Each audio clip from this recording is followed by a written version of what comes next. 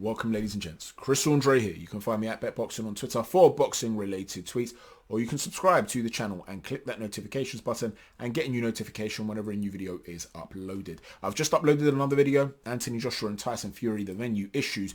We're going to discuss that supposed final stumbling block in that video, where we talk about the venue and what could possibly be the hold-up, and not just why, the venue is important and which venue is important for both guys, but some controversies that may be surrounding it. So please check out that video.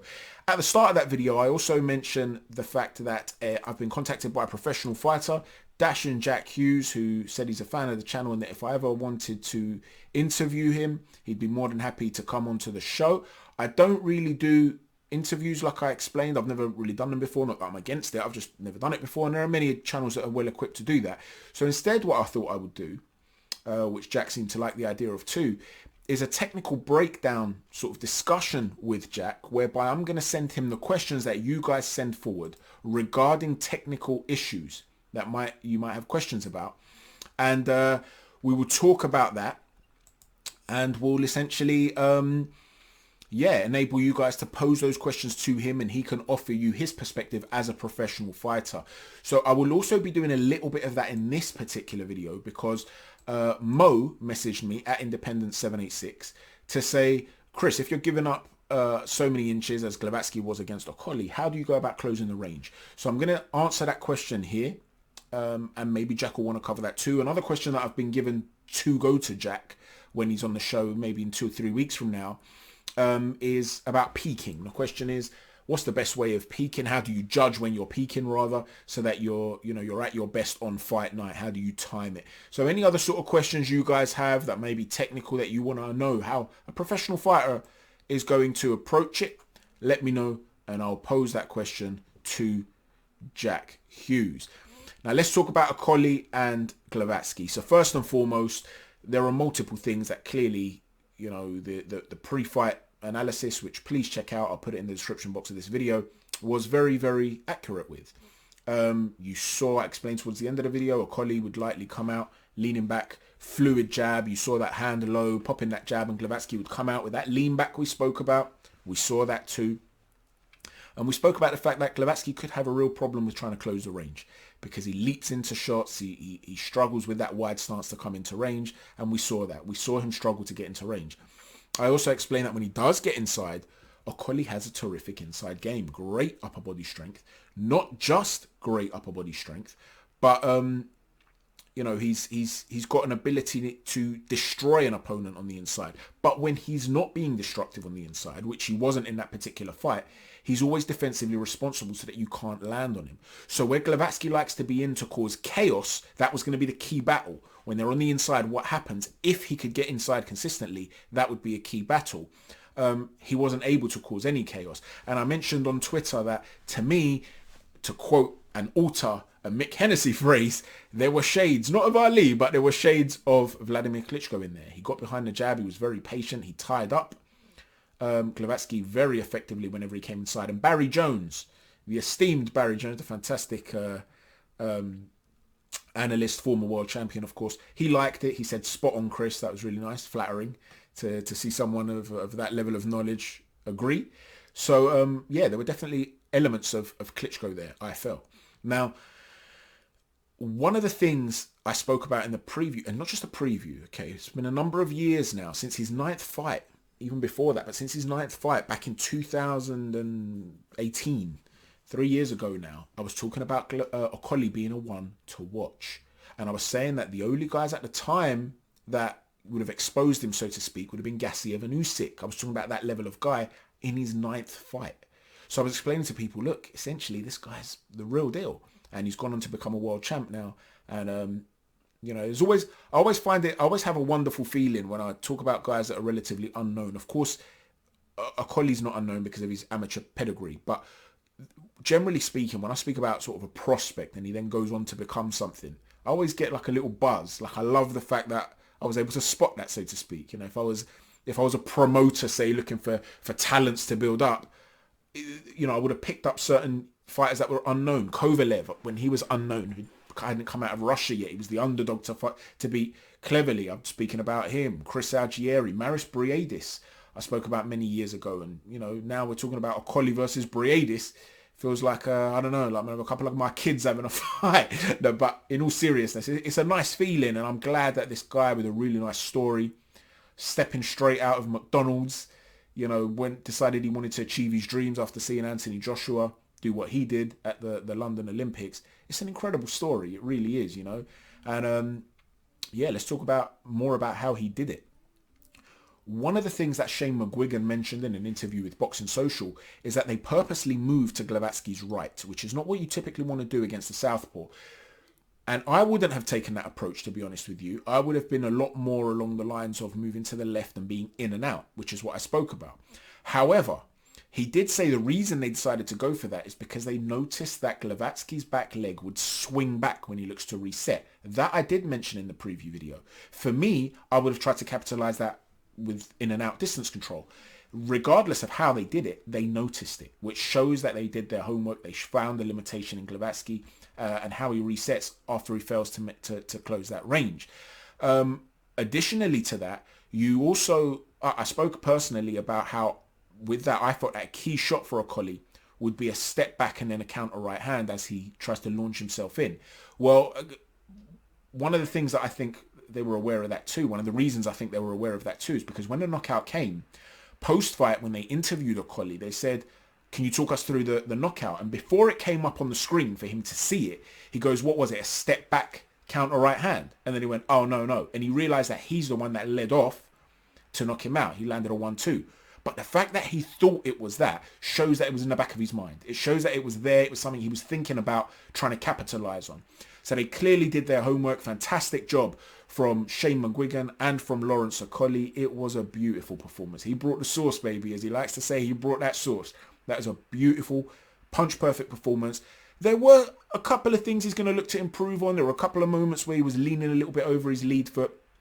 But as I explained in the build-up to the fight, he's so good on the inside, so strong on the inside. And although, like I said, I mentioned a few years ago, this strength on the inside and the ability to nullify, what you also saw in terms of development is his ability to get on his bike and move around the ring. He's become more mobile, and you've got to give so much credit to Lawrence Okolie for that.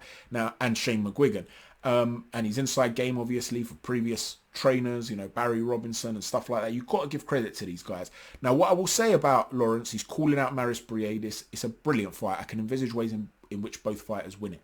One of the ways in which Briadis could potentially win it is with foot speed.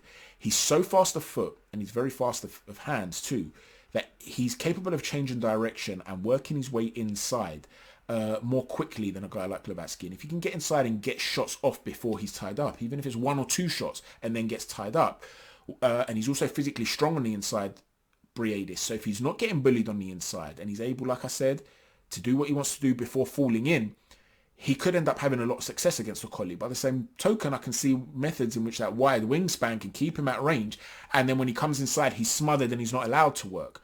And he's aging. He's 36, going on 37 years old. That foot speed might start to diminish. So he might be catching him at the right time. So it's a terrific fight. Very, very interesting one that I'd love to see. But let's talk about some of the things. Like I said, Mo at Independence 786 sent a message to ask, how do you overcome this massive reach advantage? Well, you know the phrase, a good big guy always beats a good little guy when it comes to boxing.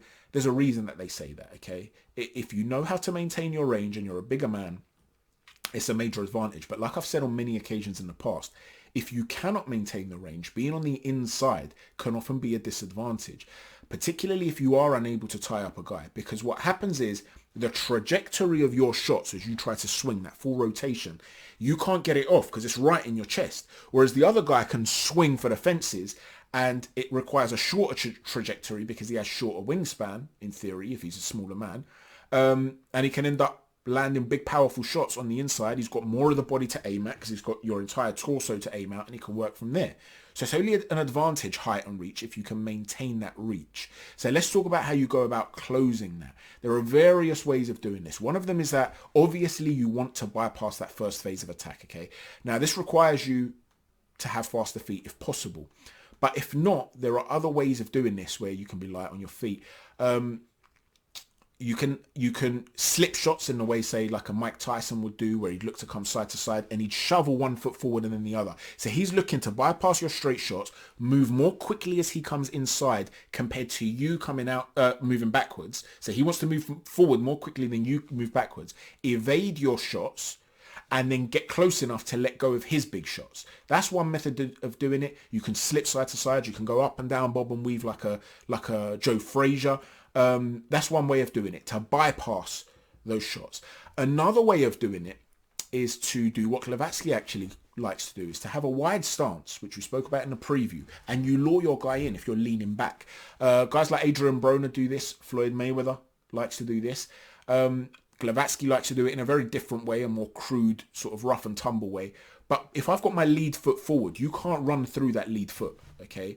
Especially if I've then got an arm that's kind of leading out as well. You've got to find a way to bypass that. It's there as an obstacle that you've got to get past. You then come into my wheelhouse to reach me, which enables me to come forward, and then I'm close all of a sudden just because you came in. You got lured in to come in.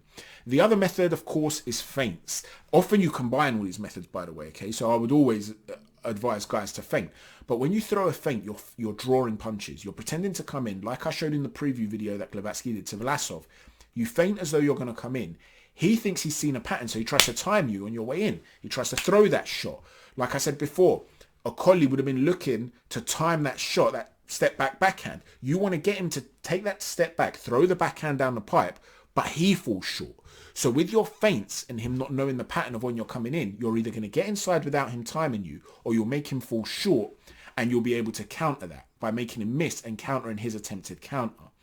The other method is to actually fall into the shot. So as he goes to throw the shot, you have a high guard, you drop in, and by doing that, he sees a target, right? This is particularly effective when a guy has long power, like Deontay Wilder, like Lawrence Okolie. It's less effective against a guy like Gassiev, who has short power, or Povetkin, because you could end up walking into their power. But when it's long power, if he's throwing a shot, the power ends, the delivery of the power ends at the end of the shot. Bang! That's where it ends. Here, he's still cocking. There's no power there yet. It's more at the end of the shot. So as he goes to throw the shot and he sees you as a target at a particular distance, when that target comes closer, you're smothering his shot. So as he goes to turn to throw a long right hand, if the connection happens here, you've fallen into him and he catches you on the elbow or the forearm as you come in, and he lands on there as you're moving in, he doesn't get the full range of power. Well, not only does he not get the full range of power that he's landed on you, you're now on the inside. You're close enough to him. So you've got to fall into the shot at the right time. That's another method of doing it. What else haven't I mentioned so far? Oh, another one, of course, is changing the height dynamic. So much like leaning back changes the distance dynamic, you can crouch. And by crouching, what happens is, imagine I've got this, I don't know, I've got a torch here, right? Imagine I want to reach out as far as I can to touch as far as I possibly can with the torch. If I'm reaching out for that torch as far as I can, so say someone's holding it, I'm reaching to grab it, I can reach a certain distance from where I am. However, if the torch is low and someone tells me to reach down to get it, and I reach low to get the torch, it's in front of me but low. So what happens is, from that low position, so now I know you can't see me on the camera, but I'm holding the torch low. If I bring the torch up, look how close it is to me. Well, before, when I was reaching out, look how much further I go away. So if you come low, for the guy to land on you, he's punching downwards. And by punching downwards, you're not by nature as far away as if you were upright. For him to reach you, he has to go low. And you did see Glowacki try that. But the key thing is that you are evasive when you're doing it. There's no point in being low and being a sitting duck and just eating those low shots. The point is to be evasive. And Tyson used to marry his slipping with that. He'd come in low and slip. So you're forced to throw downwards, which can often mean you're planting your feet. And for you to land, you have to land at a closer range to yourself. So that's another area. You can change the height dynamic. The other method of doing it, something that you can see a lot of fighters do, is to change the direction of your movement from out to in quickly. So I can lure you in. You're the taller fighter. I move on the back foot. And as you're chasing me, imagine you're running after me, right? I used to do this a lot when I was a kid.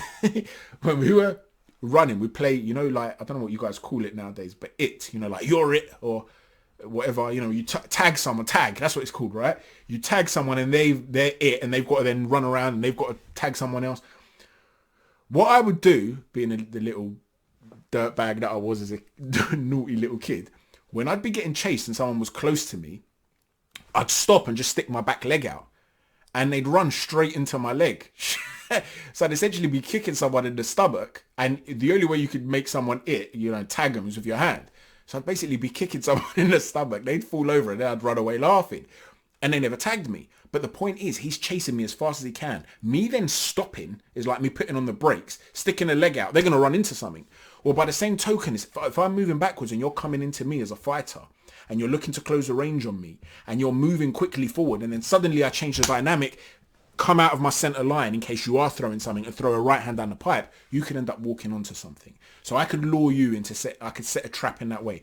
I might do what Floyd used to do. Another thing that Floyd used to do, he'd lean his head in line with his lead foot as though he was taking a massive risk. You think, here we go. You'd throw a shot, he'd pull back and counter you. So he'll offer you something to aim for, bait, a trap, and then he'd catch you out with that trap. So you can outsmart an opponent. Another method is lateral movement. If I move side to side and I'm rotating around the ring, and you've got to turn with me to rotate.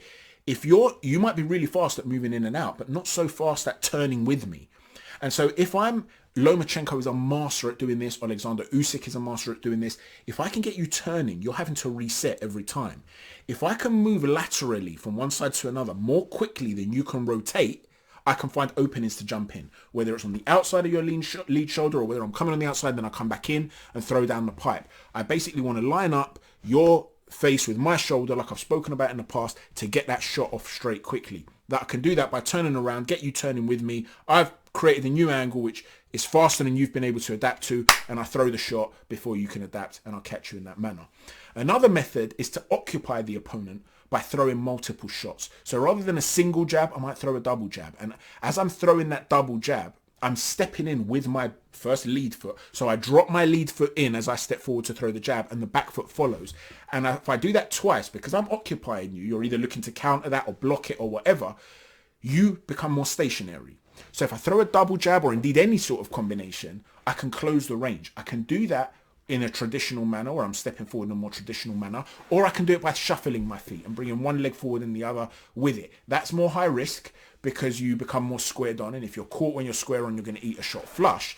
But it is a method in which you can do it as well. Sometimes you have to take risks against bigger opponents. You have to be defensively responsible in coming off your center line when you do that. But these are just various examples. I'm sure there are many other ways that many people might think, but, you know, tell me about that I've not thought of to mention here. But I hope that answers your question, Mo. If you watch this video, you might not watch it. I did write quite a detailed explanation on Twitter. I've had another couple since then. But yeah, these are the sorts of questions I want you guys to send in, and Jack Hughes will answer them from his perspective as a professional fighter in a couple of weeks from now. And if there's anything that I also want to add on that day, or if I have a different view to Jack, I'll also talk about it. So you can get the views of both of us, and, you know, yeah, that's what that episode's going to be about. So please send in your questions. I hope you've enjoyed the video. Thanks for watching. Chat to you soon, and God bless.